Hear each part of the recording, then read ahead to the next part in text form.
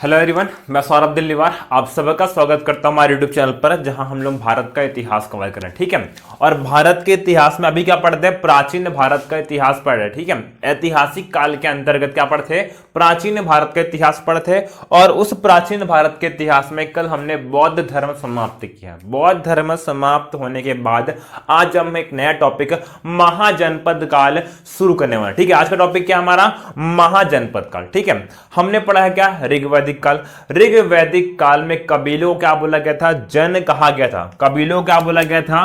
जन कहा गया था। ठीक है, और जन के प्रमुख को क्या बोला गया था? राजन, गोपिया, गोपति। ठीक है, ये मैं पढ़ा चुका हूं और आप पढ़ चुके हो। ठीक है, ऋग्वैदिक काल में जो कबीले हैं उन्हें क्या बोला गया था? जन बोला गया था। और उस जन के प्रमुख को क्या बोला गया है? राजन, गोपिया, गोपति। अब विभिन्न कबीले, उत्तर वैदिक काल आते आते इन कबीलों के मध्य या इन जनों के मध्य क्या हो रहा है? संघर्ष हो रहा है। क्या हो रहा है? संघर्ष हो रहा है। और संघर्ष होने के पश्चात एक जन का विलय दूसरे जन में हो गया है। धीरे धीरे कुछ जन आपस में मिल गए हैं और क्या बनाया गया है? जनपद बन गए। क्या बना है? जनपद। कुछ जनों से मिलकर क्या बना है? जनपद बना है। उत्तर वैदिक काल। ठीक है, उत्तर ऋग्वैदिक काल में क्या थे? जन थे। उत्तर वैदिक काल आते आते कुछ जन आपस में मिलकर क्या बन गए हैं? जनपद। और 6वीं शताब्दी ईसा पूर्व के आते आते, ठीक है, मतलब 600 ईसा पूर्व के आसपास क्या हो रहा है? इन जनपदों के मध्य भी संघर्ष हो रहा है। क्या हो रहा है? इन जनपदों के मध्य भी संघर्ष हो रहा है अपने साम्राज्य के विस्तार हेतु। तब कुछ जनपदों को मिलाकर महाजनपदों की स्थापना की गई है या महाजनपद बने हैं। कब की बात है?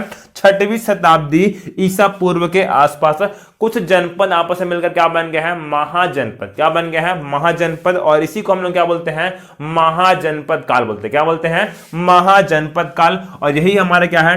सिलेबस का टॉपिक है। यही आज हम पढ़ने वाले हैं। ठीक है, अब क्वेश्चन आता है कि महाजनपदों के बारे में या महाजनपद के बारे में जानकारी कहां से मिलती है? कौन से ग्रंथों से मिलती है?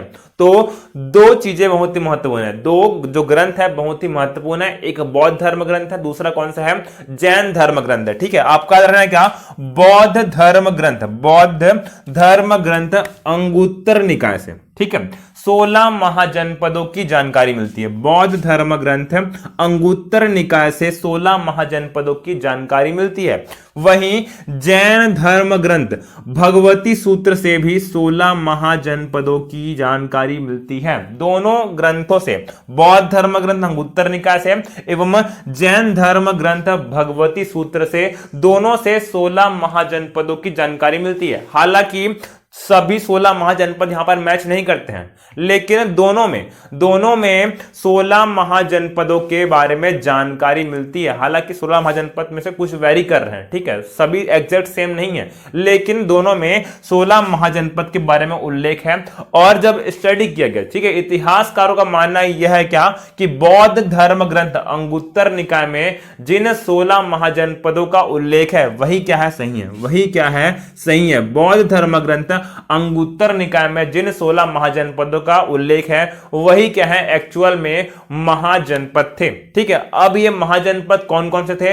वर्तमान समय में इनकी स्थिति क्या है? इसके बारे में भी आपको एक रफ आइडिया होना चाहिए। ठीक है, कि ये महाजनपद जो उस समय थे ये वर्तमान कौन से राज्य में, कौन से देश में अवस्थित है? ध्यान देना, इन 16 महाजनपदों में 14 जो है भारत में है। 14 कहां है? भारत में, जबकि एक पाकिस्तान में एवं एक अफगानिस्तान में अवस्थित है। ठीक है, 16 में से 14 कहां है? भारत में है, एक पाकिस्तान में है, दूसरा कहां है? अफगानिस्तान में। देखते हैं कौन कौन से महाजनपद हैं और इनमें से कौन सा शक्तिशाली है। ठीक है, उस बारे में देखेंगे अपन। देखते हैं 16 महाजनपदों के बारे में। ठीक है, तो आते हैं पहले बिहार राज्य में। कहते हैं बिहार राज्य में इस समय बिहार में 3 महाजनपद है। केवल अकेले बिहार में कितने महाजनपद हैं? 3 महाजनपद है। कौन कौन से? अंग। पहला कौन सा है? अंग महाजनपद, जिसकी राजधानी क्या है? चंपा। अंग की राजधानी क्या थी? चंपा। आपको राजधानी भी याद होनी चाहिए। ठीक है, उस महाजनपद की राजधानी भी आपको याद होनी चाहिए। अंग की राजधानी क्या थी? चंपा। वज्जी। दूसरा महाजनपद कौन सा है? वज्जी, जिसकी राजधानी क्या थी? वैशाली। वहीं तीसरा और सबसे महत्वपूर्ण महाजनपद कौन सा है? मगध, जिसकी आरंभिक राजधानी क्या थी? राजगृह, लेकिन बाद में पाटलिपुत्र को इसकी राजधानी बनने का वैभव प्राप्त हुआ। ठीक है, पाटलिपुत्र को मगध की राजधानी बनने का वैभव प्राप्त होगा और बाद में यही क्या बनेगी? मगध की स्थायी राजधानी बनेगी। बहुत ही महत्वपूर्ण क्वेश्चन है। तीनों कहां है? बिहार में स्थित है। पहला कौन सा था? अंग, जिसकी राजधानी क्या थी? चंपा। दूसरा क्या है? वज्जी, जिसकी राजधानी थी वैशाली।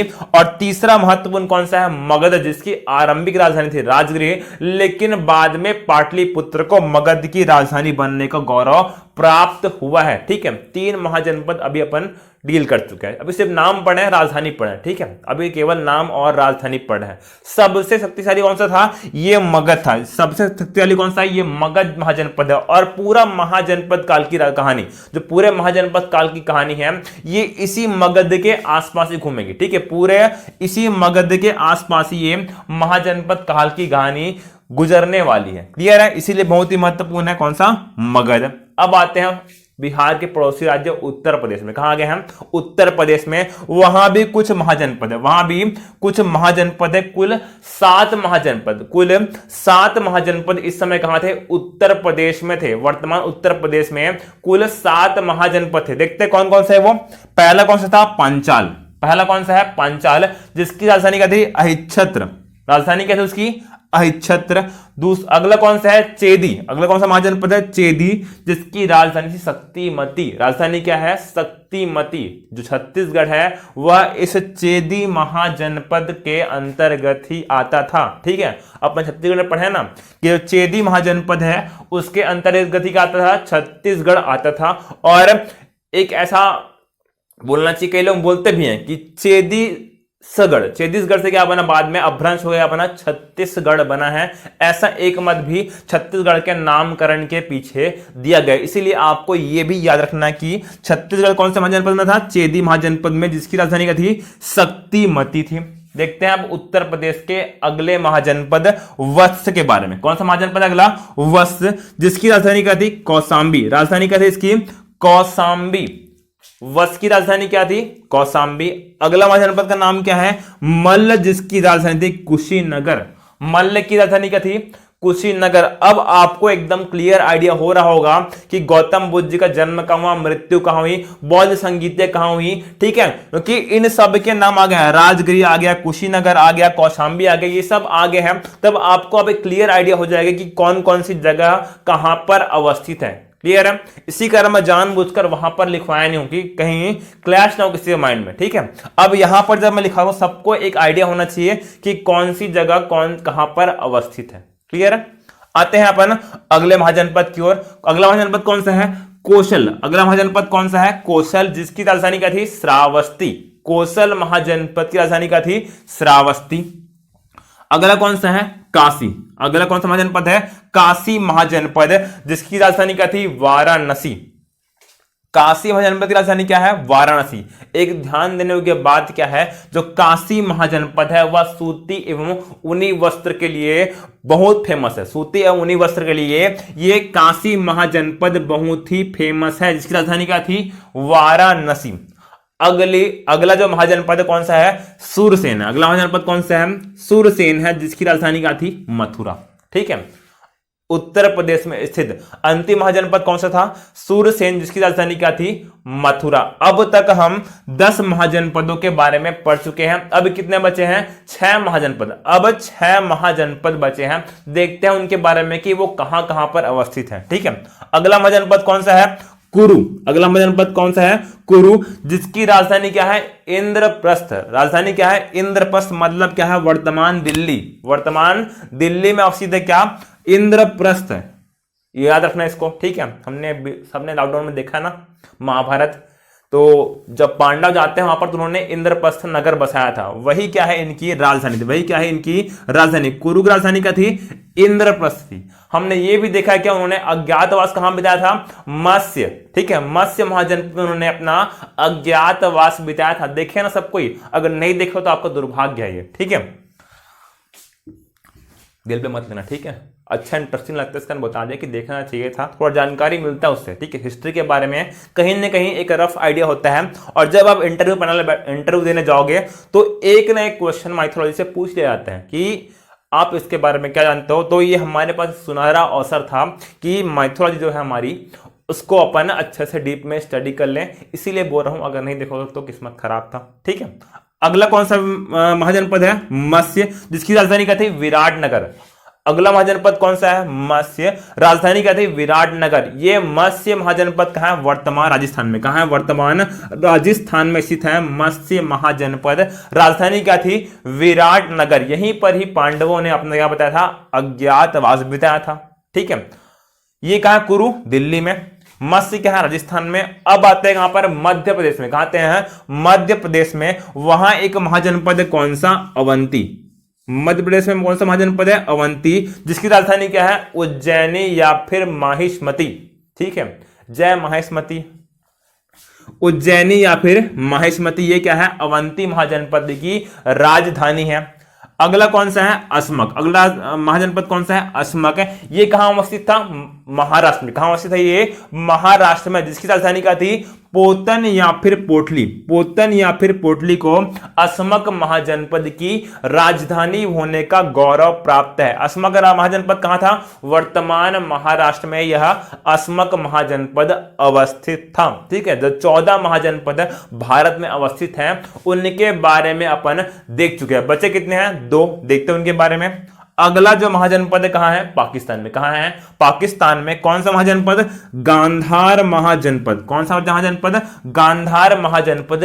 राजधानी क्या थी? तक्षशिला। राजधानी क्या थी? तक्षशिला, ठीक है।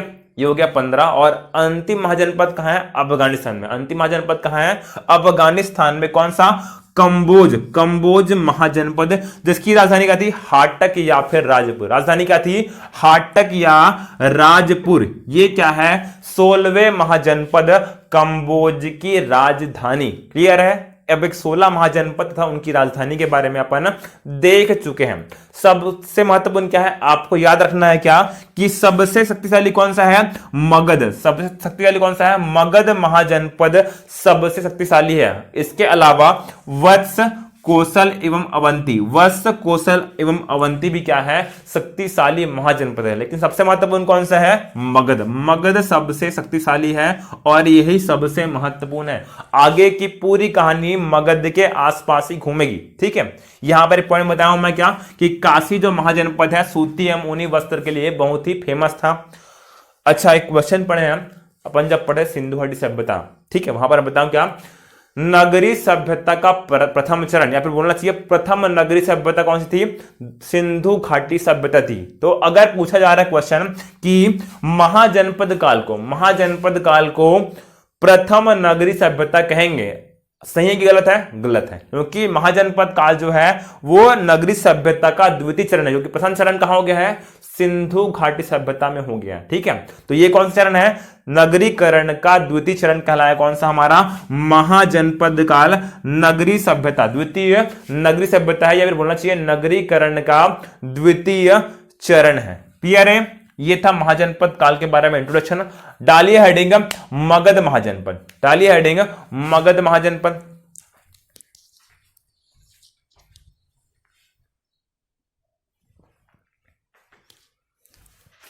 ठीक है, देखते हैं हमें मगध साम्राज्य में किन किन वंशों के बारे में पढ़ना है। ठीक है, कुछ देर पहले बताऊं मैं कि सबसे शक्तिशाली कौन सा महाजनपद था? मगध महाजनपद क्या है? सबसे शक्तिशाली है। और पूरा महाजनपद काल, जो पूरे महाजनपद काल की कहानी है, इस मगध साम्राज्य के आसपास ही घूमने वाले। तो इस मगध साम्राज्य को जानना बहुत ही महत्वपूर्ण है। और इस मगध साम्राज्य के अंतर्गत हमें इन वंशों के बारे में पढ़ना है। ठीक है, कौन कौन से वंश हैं? बृहद्रथ वंश, हर्यक वंश, शिशुनाग वंश, नंद वंश, मौर्य वंश, शुंग, कण्व और सातवाहन। ठीक, कौन कौन से हैं? बृहद्रथ वंश, हर्यक वंश, शिशुनाग वंश, नंद वंश, मौर्य वंश, शुंग, कण्व वंश और सातवाहन वंश। ठीक है, यही सब आपके सिलेबस में है। ठीक है, हालांकि मगध में कुछ विदेशी शासकों ने भी शासन किया है, लेकिन मेंस के सिलेबस में वो वाला हिस्सा इंक्लूड नहीं किया गया है, इसी कारण मैं वहां उसको टच नहीं करूंगा। ठीक है, शुंग, कण्व और सातवाहन, ये स्पष्टतः लिखा है आपको सिलेबस में, और जो सिलेबस में लिखा है वहीं तक अपन डील करने वाले हैं, ठीक है। और जो हमारा टॉपिक चल रहा है उसमें हम प्री को भी इंक्लूड करने की कोशिश बिल्कुल करेंगे। पहला कौन सा वंश है? बृहद्रथ वंश। पहला वंश कौन सा है? बृहद्रथ वंश, जिसके संस्थापक कौन थे? बृहद्रथ। अच्छा, इधर क्या लिखा है? संस्थापक का नाम लिखा है, यहां पे राजधानी नहीं लिखा है, ठीक है, केवल संस्थापक का नाम लिखा है। कुछ देर पहले क्या पढ़े हम? महाजनपद काल और उसकी राजधानी पढ़े थे। अब क्या पढ़े हैं? वंश। वंश कौन सा है और उसके संस्थापक कौन से हैं, ठीक है। बृहद्रथ वंश संस्थापक कौन थे? स्वयं बृहद्रथ थे। स्वयं बृहद्रथ कहते हैं, बृहद्रथ वंश के संस्थापक थे, और इनके नाम से ही इस वंश का नाम क्या पड़ा है? बृहद्रथ वंश पड़ा है। बृहद्रथ के नाम से ही इस वंश का नाम क्या पड़ा? बृहद्रथ वंश पड़ा। बृहद्रथ वंश के पश्चात कौन सा वंश आया है? हर्यक वंश। कौन सा वंश आया है? हर्यक वंश, जिसके संस्थापक कौन थे? बिंबिसार थे। कौन थे? बिंबिसार। बिंबिसार और बिंदुसार दोनों अलग अलग व्यक्ति हैं, ठीक है, यहां पर कंफ्यूज नहीं होना है। बिंबिसार और बिंदुसार दोनों अलग अलग व्यक्ति हैं। जो हर्यक वंश के संस्थापक कौन थे? ये बिंबिसार थे। बिंबिसार जो है हर्यक वंश के संस्थापक थे। हर्यक वंश को पितृहंता वंश भी कहते हैं। क्या कौन सा वंश बोलते हैं? पितृहंता वंश बोलते हैं। पितृहंता वंश भी कहते हैं, क्योंकि इन्होंने लगभग 2 से 3 शासकों ने अपने पिता की हत्या करके गद्दी पर कब्जा प्राप्त किया है। इसी कारण इस वंश को हम लोग क्या बोलते हैं? पितृहंता वंश भी कहते हैं। संस्थापक कौन थे? बिंबिसार थे। कौन संस्थापक है? बिंबिसार इस वंश के संस्थापक थे। हर्यक वंश के पश्चात कौन आएगा? शिशुनाग वंश। कौन सा वंश आएगा? शिशुनाग वंश, और इस वंश के संस्थापक कौन थे? स्वयं शिशुनाग थे। कौन थे? शिशुनाग थे। अभी तक की जो कहानी है एकदम याद करने में बहुत इजी है, बहुत ही इजी है। बृहद्रथ वंश के संस्थापक कौन है? बृहद्रथ थे। हर्यक वंश से कौन थे? बिंबिसार थे। और शिशुनाग वंश से कौन है? स्वयं शिशुनाग है। कौन है? शिशुनाग है। उसके बाद कौन सा वंश आया है? नंद वंश आया। कौन सा वंश आया है? नंद वंश। संस्थापक कौन है? महापद्मानंद। ये आपको याद करना बहुत ही महत्वपूर्ण है, ठीक है। नंद वंश के 2 शासकों के बारे में आपको पढ़ना बहुत ही मैंडेटरी महत्वपूर्ण है, महापद्मानंद और घनानंद, ठीक है। महापद्मानंद और घनानंद के बारे में आपको जानना बहुत ही महत्वपूर्ण है, यहां से भी क्वेश्चन प्री में पूछ सकता है। संस्थापक कौन थे वंश के? महापद्मानंद को नंद वंश के संस्थापक होने का गौरव मिला है। इन्होंने ही नंद वंश की स्थापना की थी। अब नंद वंश के पश्चात कौन सा वंश आया है? भारत के इतिहास में एक बहुत ही क्रांतिकारी रिवॉल्यूशन आएगा, जब यहां क्या हुई है? मौर्य वंश की स्थापना। कब हुई थी भारत में? कब हुई थी? किसने की थी? चंद्रगुप्त मौर्य जी ने। चंद्रगुप्त मौर्य जी ने घनानंद को परास्त करके भारत में मौर्य वंश की स्थापना की थी, ठीक है। तो याद रखना है। संस्थापक कौन है मौर्य वंश के? चंद्रगुप्त मौर्य। और चंद्रगुप्त मौर्य के पुत्र का नाम क्या था? बिंदुसार था। क्या नाम था? बिंदुसार। ये बिंबिसार अलग है और चंद्रगुप्त मौर्य के पुत्र बिंदुसार अलग है, ठीक है। और बिंदुसार के पुत्र कौन है? सम्राट अशोक। कौन थे? सम्राट अशोक, जिन्हें भारत के सबसे शक्तिशाली और महान शासकों में से इंक्लूड किया जाता है। सम्राट अशोक और बादशाह अकबर, ठीक है। भारत के इतिहास में इन 2 व्यक्तियों का नाम बहुत ही आदर के साथ लिया जाता है, ठीक है। चंद्रगुप्त मौर्य के वंशज कौन थे? सम्राट अशोक थे। मतलब कौन से वंश के हैं वो? ये मौर्य वंश के हैं। इसी कारण जो मौर्य वंश है बहुत ही महत्वपूर्ण है, बहुत ही महत्वपूर्ण है मौर्य वंश, ठीक है। इन तीनों शासकों के बारे में, चंद्रगुप्त मौर्य, बिंदुसार, अशोक के बारे में तो पढ़ना ही है, सम्राट अशोक के बारे में पढ़ना ही है, लेकिन इस मौर्य वंश के समय वहां की शासन प्रणाली कैसी थी ये भी हमको जानने का प्रयास करना है, वहां से भी क्वेश्चन आते हैं, ठीक है। अब जब मौर्य वंश समाप्त हुआ, एक बहुत बड़े ऊपर लगभग अखंड भारत की स्थापना किसने की थी? सम्राट अशोक ने की थी। लेकिन उनके उत्तराधिकारी कैसे थे? अयोग्य थे। और जब अयोग्य हैं तब इतने बड़े राज्य का संचालन नहीं कर पाएंगे और फिर से भारत अन्य छोटे छोटे राज्यों में टूटने लगेगा, टूटने लगेगा। तब कुछ और छोटे छोटे राजवंश हैं, कुछ और छोटे छोटे राजवंश में, उनमें से महत्वपूर्ण कौन सा है? शुंग, कण्व और सातवाहन। ये क्या है? भारतीय राजवंश है। कौन सा राजवंश है? भारतीय राजवंश है मौर्योत्तर काल में, ठीक है। जो मौर्यों के बाद उसको हम लोग क्या बोलते हैं? मौर्योत्तर काल बोलते हैं।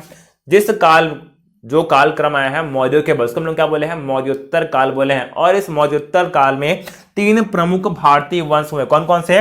शुंग, कण्व और सातवाहन। ये भी आपके मेंस के सिलेबस में है, ठीक है। शुंग वंश संस्थापक कौन है? पुष्यमित्र शुंग। शुंग वंश के संस्थापक कौन थे? पुष्यमित्र शुंग थे, जबकि कण्व वंश के कौन थे? वासुदेव कण्व। कौन है? वासुदेव कण्व कण्व वंश के संस्थापक थे। जबकि सातवाहन वंश के कौन थे? सिमुक। सातवाहन वंश संस्थापक कौन थे? सिमुक। ये टेबल आपको याद होना चाहिए, ठीक है, ये पूरा टेबल आपको याद होना चाहिए। फिर से बोल रहा मैं, बृहद्रथ वंश कौन थे? बृहद्रथ। हर्यक वंश संस्थापक कौन है? बिंबिसार। बिंबिसार, ठीक है। शिशुनाग वंश से कौन है? स्वयं शिशुनाग है। नंद वंश के संस्थापक कौन है? महापद्मनंद। मौर्य वंश के संस्थापक कौन है? चंद्रगुप्त मौर्य। शुंग वंश के कौन है? पुष्यमित्र शुंग।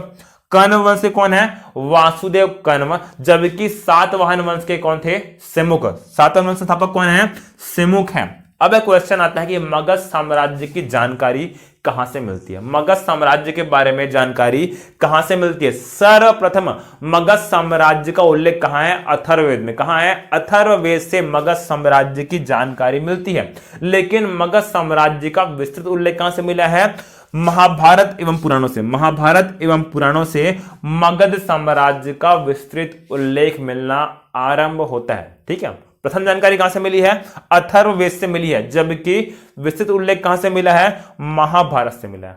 महाभारत और पुराणों से, ठीक है। तो सीरियल अगर ध्यान से देखा होगा तो वहां पर हमने देखे थे ना, भीम, अर्जुन और स्वयं वासुदेव कृष्ण जी कहां गए थे?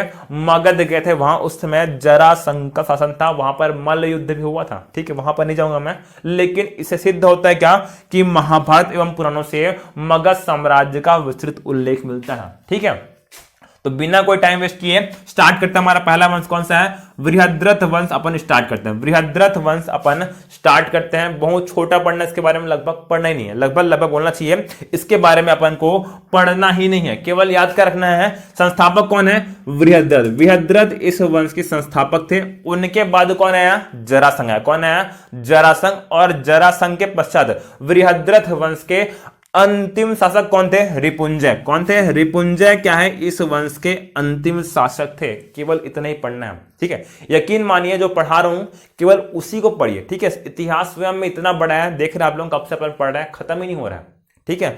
तो इसको छोड़कर और डीप में जाने का प्रयास करोगे तो फिर प्रॉब्लम हो जाएगी। जितना मैं पढ़ा रहा हूं प्लीज उतना ही पढ़िए।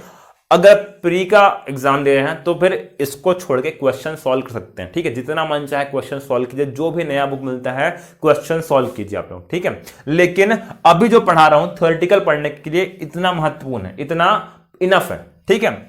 अंतिम शासक कौन थे? रिपुंजय थे। रिपुंजय बृहद्रथ वंश के अंतिम शासक थे। अब एक महत्वपूर्ण पॉइंट आ गया यहां पे कि बृहद्रथ के भी एक पूर्वज है। बृहद्रथ के एक पूर्वज है, नाम क्या है उनका? वसु। नाम क्या है? वसु। ये कौन है? बृहद्रथ वंश के संस्थापक बृहद्रथ के पूर्वज है। नाम क्या है उनका? वसु। और इन्हीं वसु ने क्या की है? वसुवती या गिरिव्रज की स्थापना की थी। वसुवती या गिरिव्रज की स्थापना की थी, ठीक है। ये क्वेश्चन एक बार यूपी पीसीएस से पूछ चुका है, इसके यहां पर लिखवाना पड़ा मेरे को कि बृहद्रथ वंश से जुड़े एक व्यक्ति कौन है? बृहद्रथ। और उनके एक पूर्वज कौन थे? वसु। और इन्होंने ही वसुवती या फिर गिरिव्रज की स्थापना की थी।